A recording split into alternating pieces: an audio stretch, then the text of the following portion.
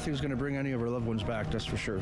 But I think awareness, and I know Chelsea's out there looking down right now for sure and saying, speaking through me. So that's why I'm here, is to keep the awareness going.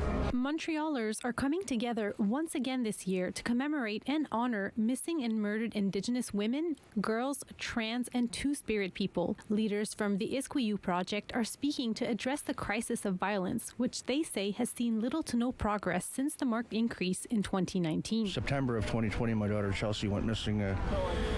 She was missing for over, I guess, just around 20 months, just a little bit better than 20 months, and she was found dead behind a mansion. It was a big investigation, and I find just coming to these things and showing support, trying to put an end to this genocide, and get awareness of everybody, how everybody should get involved, and the more voices, the louder it gets, and the louder it gets, the more attention it gets. Sadly, Michael isn't the only father who's lost a loved one in the Indigenous community.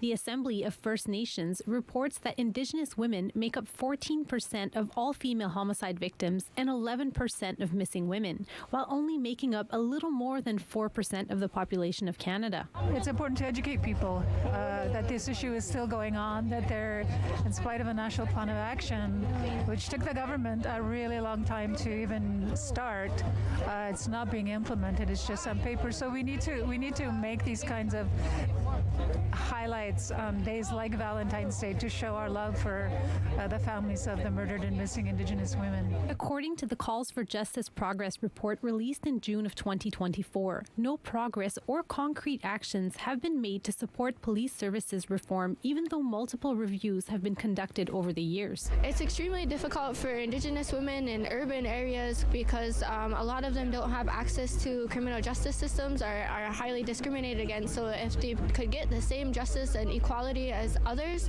that would go a really long way. Just bringing that awareness and having the same peace to one another would really, really help, and if we treated each other fairly and equally. But this annual march in honor of the countless Indigenous women lost to violent crimes isn't only to bring awareness, it's also a call to action. I'd like to see more of the calls of action being made. There's only been 11 that have been answered, and to bring awareness to the epidemic, more broadcasting, more issues to support the housing crisis and provide program support so the women can get up on their feet and we no longer have those who are lost, who are not being found, and their voices are not heard, to having those women brought back home to us. In Montreal, Corinne Boyer, City News.